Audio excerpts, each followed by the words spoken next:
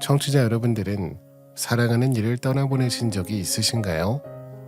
무뎌졌다고 괜찮다고 잘 다독이며 지내다가도 어느 순간 무너져 내리기도 하잖아요.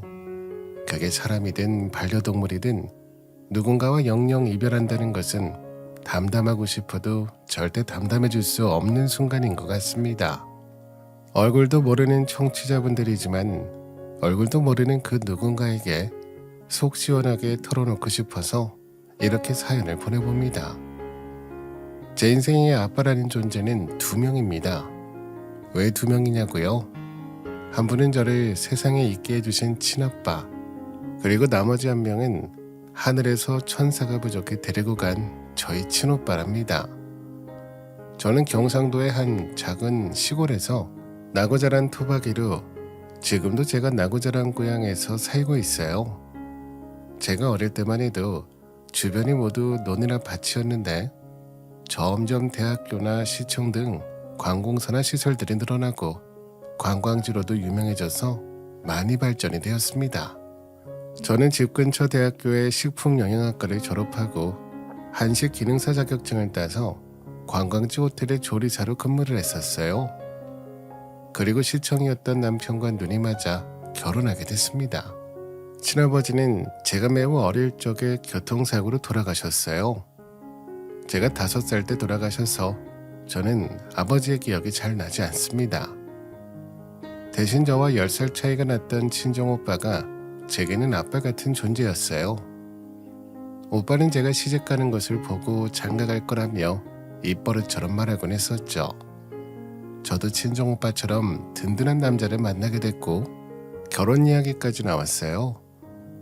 결혼한 남자라며 처음 데려왔을 때도 친정오빠가 얼마나 좋아했는지 모릅니다. 제 신랑을 끌어안고 웃었던 오빠였어요. 남편은 연애할 때 저희 친정가게에 대해 자주 물어봤었어요. 형님이 식당 운영하신다고 했지? 무슨 식당이라고 했지? 어렴풋이 들었던 것 같은데 까먹었네. 추어탕 판다고 했잖아. 너무 맛있어서 단골 손님도 많고 나름 줄 서서 기다리는 식당이야. 아, 맞다. 추어탕 한다고 하셨지? 난 추어탕 안 좋아하니까 이 지역으로 발령받아 와서도 추어탕에 관련된 식당은 한 번도 안 가봤네. 원래 돌아가신 아빠랑 우리 엄마가 같이 운영하던 식당이었는데 우리 오빠가 엄마랑 같이 이어서 하고 있어. 추어탕이 원래 호불호 갈리니까 싫어하는 것도 이해해. 그래도 우리 식당 추어탕 진짜 잡내 없고 맛있는데 시래기 넣고 간장으로 간잡아서 국물이 시원하고 깔끔하거든. 그래? 추어탕 먹으러 가는 사람들이 그래도 꽤 있나 봐. 위치도 꽤 괜찮은 곳에 있던데. 2주 전에 뭐 아무것도 없을 때 우리 아버지가 거기에 건물 세우고 식당 차린 거야. 부모님 식당 차리고 좀 뒤에 하나둘 뭐가 생겨나기 시작하면서 입지가 좋아지긴 했지. 처음에 연애할 때는 저희 친정 가게에 대해 자주 물어봤었지만 처음으로 저희 가게에 데리고 간 이후로는 가게에 대해 더는 말을 꺼내지 않더라고요. 저는 속으로 낡은 가게라 실망했나 싶어서 신경이 쓰이기도 했었어요. 30년 넘게 운영됐던 식당이라 외관이 많이 낡아 보일 순 있지만 인터넷 블로그에 올라온 후기들을 보면 정감 가는 내부에 반질반질 깨끗한 식당이라며 사장님이 깔끔한 분이라는 게 식당만 봐도 티가 난다고 올라오곤 합니다. 게다가 맛 하나는 정말 자부심이 있는 식당이기에 외관이 낡았다고 한들 저희 식당의 명성만큼은 높다고 확신했기에 신경이 좀 쓰이더라도 저는 당당했어요. 남편은 원래 서울 사람인데 공무원 시험을 붙고 지방으로 발령받아온 사람이었어요. 억양이 센 경상도 말투만 보다가 나긋한 서울 말씨를 가진 남편을 보고 괜히 설레더라고요. 제가 쭉 고향에서 살았기에 서울 남자를 만나볼 기회가 없어 그런지 남편이 더욱더 매력적으로 다가왔어요. 그리고 무엇보다 친정오빠가 장인어른 마냥 매제를 엄청 좋아해주고 아껴줬습니다. 남편의 부서 사람들을 초대해서 음식도 대접해주고 결혼 선물로 저희 남편에게 차도 바꿔주더라고요. 남편에게는 밑으로 남동생이 하나 있고 서울에서 조그마한 사업을 운영하시는 시아버지와 주부이신 시어머니가 있습니다. 남편은 저보다 7살 많은 사람이었는데 결혼정년기를 넘기고 나서야 결혼하겠다고 하니 시부모님도 바로 결혼 진행하라고 하시더라고요. 시부모님께 인사드리고 상견례를 거쳐 결혼하기까지 정말 아무 탈 없이 진행이 되었기 때문에 저는 결혼을 잘했다고 생각을 했었어요. 내가 경상도 며느리를 볼 줄 몰랐는데 공무원 되더니 서울 여자가 아니라 경상도 여자랑 눈이 맞았구나. 서울이건 경상도건 그저 우리 아들이 결혼해준다는 것만으로도 고마운 거야. 나는 저 녀석이 8년을 붙잡고 공무원 준비하길래 제가 언제 철이드나 했는데 그래도 시험에 붙어서 공무원 노릇이라도 하고 있으니 결혼하겠다고 여자도 데리고 오네. 이 사람이 그 이야기를 왜 며느리 될 사람 앞에서 하는 거야? 우리 아들이 뭐가 어때서? 어떻게 뭐가 어때? 지 엄마 치마폭에 둘러싸여서 정신 못 차리는 놈이지. 이제 결혼하면 정신 좀 차리고 남의 집 귀한 딸한테 잘해줘야지. 인상이 험상궂은 시아버지는 처음 뵌 날 사실은 무섭기도 하고 떨렸었어요. 반면에 온화한 얼굴을 가지신 시어머니를 보며 인상이 참 좋으시다고 생각했습니다. 근데 대화를 몇 마디 해보니 오히려 시아버지께서 성품이 더 좋으셨고 어른에게 이런 말하긴 그렇지만 시어머니께서는 해맑은 표정으로 사람을 은근히 돌려가시더라고요. 그래서 온화한 얼굴에서 낭창한 성격도 같이 보였어요. 엄마 치마폭에 둘러싸인 놈이 아니라 그걸 보고 효자라고 하는 거야. 딸 같은 아들, 며느리 앞에서 입 좀 조심합시다. 그런 시어머니 말을 무시하고 시아버지께서는 저희를 보고 이야기하셨어요.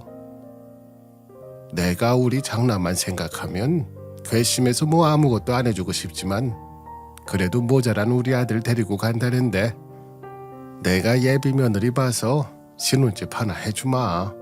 매물 찬찬히 살펴보고 마음에 드는 거 있으면 나한테 말하거라 새아가. 정말 감사합니다. 안 그래도 신혼집 때문에 어떻게 해야 될지 고민이 많았는데 아버님 덕분에 한시름 덜 수 있을 것 같아요. 저놈이 공무원 된 지 얼마 안 돼서 모아놓은 돈도 없을 거고 남의 집 귀한 딸 데리고 오면서 집이라도 하나 번듯하게 해줘야 되지 않겠어? 저는 호탕하신 시아버님이 정말 좋았어요. 시아버지를 보면서 돌아가신 친정아버지도 살아계셨으면 이런 분이셨을까 하며 시댁 참 잘 만났다고 생각했었어요. 그런 시아버지를 시어머니는 못마땅하게 흘겨보고 계셨지만 시부모님 두 분이서 티격태격 하셔도 사이는 좋으시겠지라고 생각했습니다. 시댁에서 집을 해준다고 하니 친정어머니와 오빠도 너무 감사하다며 혼수와 예단은 우리가 완벽하게 준비해야겠다고 하더라고요. 그건 내가 모은 돈으로 하면 되니까 엄마랑 오빠는 신경 안 써도 돼. 은영이 너 시집 보내려고 내가 통장에 한두 푼 모아뒀냐? 혼수나 예단 걱정 너는 하지 말고 좋은 생각만 해. 제 시집 보낼 돈은 나도 있으니까 너는 너 장가 갈 생각이나 해. 내가 은영이 어버 키웠어 엄마. 친정오빠 입장이 아니라 돌아가신 우리 아버지 몫까지 내가 하는 거니까 엄마도 은영이도 아무 간섭하지 마. 신혼집은 시댁에서 해주셨고 혼수와 예단은 제가 모은 돈과 친정에서 보태주신 걸로 했어요. 저 하나 시집 간다고 친정 어머니부터 친정 오빠까지 모두 이렇게 신경을 써주시니 정말 든든하고 고맙고 미안했어요. 시집가서 저 책 잡히지 말고 기죽지 말라고 신경 써주신 것을 아니까 더욱더 잘 살겠다 다짐했었습니다. 남편 또한 친정오빠가 결혼 선물로 자신이 타고 다니던 차도 바꿔주니 입이 귀에 걸려서 좋아 죽으려고 하더라고요. 나랑 결혼 잘했지? 우리 친정오빠 같은 사람 만나서 당신 호강하네. 맞아. 내가 형님한테 앞으로 평생 잘하려고. 안 그래도 회사 사람들 타고 다니는 차들은 다 좋아서 주눅 들었는데 차 자랑할 생각에 괜히 신나네. 우리 오빠한테 꼭 잘해야 된다. 내가 지켜볼 거야. 신이 난 남편인 제 말이 귀에 들리긴 한 건지 그저 새 차 구경하기 바쁘더라고요. 제 결혼식 날 동네 분들도 모두 오셔서 축하해 주셨고, 동네가 작다 보니 다들 이웃들의 정도 끈끈하고 집집마다 어느 정도 사정을 알고 있었습니다. 부동산 사장님부터 떡집, 철물점 하시는 분들 등 마을 분들에게 개인적으로 축하를 많이 받았어요. 도시에 사는 사람들은 이웃과 서먹하거나 누가 사는지도 모른다는데 저희 동네는 사람들끼리 종종 음식도 같이 해먹고 친하게 지냅니다. 남편은 아직 그런 분위기에 적응 못하고 이해하기 힘들다고 하더군요. 남편과 결혼 후 아이도 생기고 저희 친정오빠는 드디어 조카가 태어난다며 태어나지도 않은 조카 선물을 가득 사서 쌓아두며 엄청 좋아했어요. 제가 입덧으로 힘들어하니 그날도 친정오빠는 유일하게 제가 먹을 수 있는 귤을 제 신혼집에 사다 주고 돌아가던 날이었어요. 비가 이렇게 쏟아지는데 위험하게 뭐하러 사왔어? 나 괜찮은데. 아이, 귤 말고는 제대로 먹는 것도 없을 텐데. 안 그래도 잘 챙겨 먹어야 될 애가 입덧 때문에 더 살이 쏙 빠져서 내가 애가 달아서 사왔어. 비도 오는데 집에 좀 있다가. 하늘이 뚫렸나? 비가 너무 온다. 괜찮아. 일이 바빠서 가봐야 돼. 엄마한테도 빨리 들어간다고 말했어. 너한테 잠깐 귤만 전해주고 가려고 했어. 그래도 이따가 가면 좋을 텐데 아쉽다. 비 많이 오니까 운전 조심해서 가. 다음날 친정오빠 생일이어서 생일 선물도 몰래 사놓고 생일날 깜짝 파티를 해줄 생각이었는데 주인이 있던 생일 선물은 그날 이후로 갈 곳에 잃어버리고 말았습니다. 유난히 비가 억수같이 쏟아지던 날 신호 위반 차량에 사고를 당한 제 친정오빠는 무엇이 그렇게 급했는지 마지막 인사도 못하게 하더라고요. 귤 상자를 전해주고 가던 그 모습이 마지막일 줄 상상도 못했어요. 친정엄마와 정신없이 병원을 도착하니 이미 숨을 거둔 오빠의 차가운 모습이 마지막이었네요. 실감이 나질 않아 그저 멍하니 바라보기만 했었습니다. 친정어머니는 기절만 여러 번 하셨던 것 같고요. 저도 임신 중이었지만 저라도 정신줄 놓치면 안 되겠다는 생각에 꿋꿋하게 버텼습니다. 정말 모든 게 원망스러웠어요. 그날 오빠가 바쁘다고 가야 한다 했을 때 억지로라도 집에 있다 가라고 할 걸. 내가 임신만 안 했다면, 결혼을 하지 않았더라면 그럼 오빠가 귤을 사서 우리 집에 가지고 오는 상황이 없었을 텐데 하나부터 10까지 모든 제 상황을 후회하게 됐어요. 하지만 저도 지켜야 할 아이가 있고 가정이 있기에 친정오빠도 제가 이러는 것을 원하지 않을 것을 알기에 마음을 다잡았습니다. 친정오빠의 장례식에는 동네 사람들도 조문을 오고 시동생과 같이 시부모님도 조문을 오셨어요. 저는 넋이나간 표정으로 조문객들을 받으며 있었고 남편에게 시부모님 좀 챙기라고 했습니다. 시부모님이 계시는 자리에 잠깐 가서 인사드리려고 하니 시어머니께서 말씀하시더라고요. 근데 너 임신 중에 이렇게 장례식장에 있어도 되니?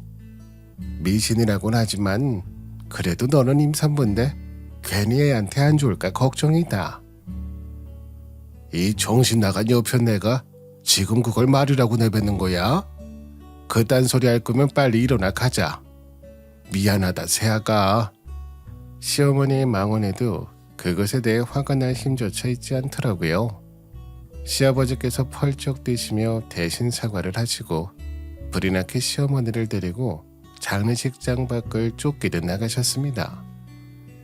친정어머니는 친정오빠가 세상을 떠나고 난 뒤 딱 일주일을 알아놓으셨어요. 엄마가 알아놓으실 동안 남편이 제게 그러더군요. 근데 식당은 이제 어떻게 할 생각이야? 장모님 혼자서 운영하시기엔 너무 무리잖아. 일단 엄마의 뜻을 따라야지. 아직 엄마가 식당까지 신경 쓸 겨를이 없잖아. 이왕 이렇게 된 거 식당 그냥 정리하는 게 낫지 않아? 여기는 관광지 때문에 계속 개발 중이고 새 건물도 들어서는 마당에 식당 건물도 너무 낡았잖아. 나도 엄마가 힘들게 식당 운영 안 하셨으면 좋겠지만 그건 엄마랑 내가 결정할 일이지 당신이 식당을 정리하라 말아야 할 입장은 아니지 않아? 나도 지금 너무 힘들어. 당신까지 옆에서 힘들게 하지 말고 이 이야기는 나중에 다시 해. 날이 선제 말에 남편은 일단 입을 다물더라고요. 일주일 동안 정신없이 알아누우시던 친정어머니는 그날 이후 자리를 털고 일어나셨어요. 절에서 49제를 지내는 동안 빠짐없이 가셨고 49제가 끝난 뒤에 친정어머니는 혼자라도 식당을 운영하시겠다고 하시며 2달 만에 다시 영업을 시작하시겠다 완강하게 말씀하시더라고요. 엄마, 식당 혼자 운영하기엔 너무 힘들 것 같은데 가게 정리하는 건 어때? 친정어머니는 그런 제 말에 화를 내시며 말씀하셨어요. 정리를 하라니 그게 네 입에서 나올 말이야? 가게까지 접고 집에 있으면 내가 네 오빠 생각이 나서 일상생활도 안 될 것 같아서 그래. 네 아빠랑 오빠의 흔적이 고스란히 있는 이 가게를 어떻게 한순간에 접겠어? 예전에 네 아빠 세상 떠나고도 니들 키우면서도 혼자 잘만 운영했다. 그때야 오빠가 학교 수업만 끝나고 나면 바로 식당 와서 엄마 도와주고 고등학교 졸업하자마자 오빠랑 같이 했으니 그런 거고 지금은 상황이 다르잖아. 그때랑 다를 거 하나도 없어. 엄마는 계속 일할 생각이니까 하지 말라고 할 거면 더 이상 엄마한테 말하지 마. 그래서 결국 식당의 낡은 온풍이나 여러 집기들을 바꿔드리고 사람들을 불러 손볼 곳을 손을 봐서 식당 곳곳에 고쳐나가야 될 것들을 고쳐나갔어요. 저 낡은 가게에 가전 몇 개 바꾸고 손 좀 본다고 새 것이 될 것 같아? 버는 돈보다 수리비에 돈이 더 들 것 같은데 너무 비효율적이라고 생각 안 들어? 돈은 땅 파면 나오는 것도 아닌데. 2달이나 가게 문을 닫았는데도 영업 다시 시작하니까 사람들 줄 서 있던 거 안 보였어? 그래도 장모님 혼자 가게 운영하는 것도 한계고 장모님도 이제 나이가 있는데 오래되고 낡은 식당 운영하다가 건강에 무리 갈까 그러지. 찾아주시는 단골 손님도 많고 손님들 속에서 엄마도 잘 지내는 것 같으니까 더 이상 말괄부하지 말고 그냥 가만히 있어. 말로는 장모님 건강을 걱정하듯 하면서 남편의 초점은 장모님이 계속 식당을 운영하실 건가에 집중되어 있었어요. 그런 남편의 걱정이 무색할 정도로 친정어머니는 오빠가 세상을 떠난 뒤 1년이 넘도록 혼자서 식당을 운영해 나가고 있으셨어요. 저도 아이를 낳기 전까지는 틈틈이 도와드리긴 했지만 출산하고 갓난쟁이를 키울 동안은 엄두가 나질 않아 못 도와드리고 있었습니다. 그나마 남편이 쉬는 날 아이를 맡겨놓고 식당 일을 도우러 나갈 수 있었어요. 근데 언제부턴가 가게에 갈 때마다 틈만 나면 친정어머니께서 매일 무언가 적고 있었기에 도대체 뭘 그렇게 메모하는 건지 물어봤어요. 친정어머니께선 드라마를 좋아하셔서 쉬는 시간에는 늘 TV 보기 바쁘셨거든요. 엄마, 요즘 뭘 그렇게 자꾸 적고 있는 거야? 그 좋아하는 TV도 안 보고 엄청 열심히 쓰네. 미리미리 예방하는 차원에서 메모하는 중이야. 너 저 떡집의 김씨 아저씨 알지? 그렇게 멀쩡하던 양반이 치매에 걸려서 고생하더라고. 사람 일 정말 한치 앞을 모르는데 나라고 괜찮을 거란 보장이 있어? 우리 엄마 이제 보니 자기 관리하는 멋진 사람이었네. 건강관리 차원에서 메모하는 습관, 그거 좋아. 친정엄마의 모습이 낯설었지만 건강관리를 하시는 것 같아 한편으론 다행이라 생각했습니다. 그러다 어느 날 엄마가 급하게 병원에 갈 일이 생겼어요. 가게에서 넘어져서 발목을 다쳐 깁스를 하셨는데 발목뿐 아니라 몸 안의 염증 수치들이 너무 높아서 건강관리에 신경 써야 된다고 병원에서 그러더라고요. 당장에 엄마의 건강관리가 우선이란 생각이 들었지만 엄마가 아주 단호하게 이야기하셨어요. 엄마 혼자 식당 운영하는 거 정말 무리인 것 같아. 벌써부터 건강에 신호가 오고 있잖아. 네 아버지부터 시작해서 네 오빠까지 이 식당 이어가려고 얼마나 노력했는지 알지? 그 노력에는 내 피와 땀도 같이 녹아 있어. 엄마는 이 식당 포기할 수 없다.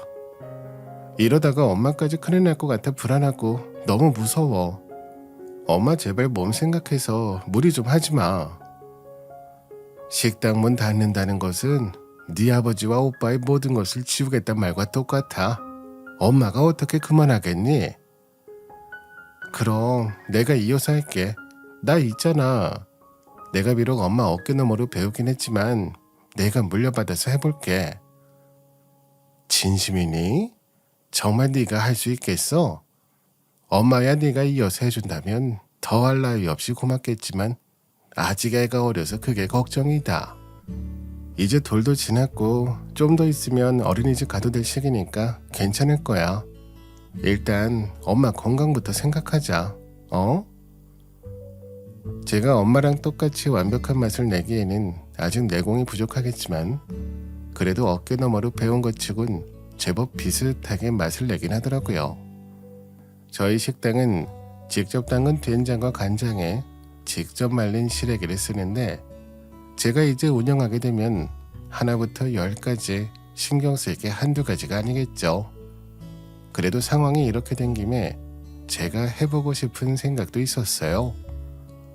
친정오빠가 살아있을 때는 당연히 식당은 오빠가 하는 거라 생각했지만 이제는 이 식당을 운영할 사람이 저밖에 없으니 단단히 마음 먹고 제대로 해보고 싶었습니다. 그렇게 다짐을 한 후 집에 있는 남편에게 제 생각을 전했어요. 나 엄마 식당 물려받기로 했어. 지금 엄마 상태로는 더 이상 혼자 운영하긴 무리고 내가 안 물려받으면 엄마는 건강도 안 챙기고 또 가게 열 텐데 그냥 내가 하기로 했어. 뭐? 누구 마음대로 너 혼자 그런 걸 결정을 해. 허름한 식당 그거 물려받아서 뭐 할 건데. 나는 추어탕 질색팔색하는 사람이야. 게다가 아직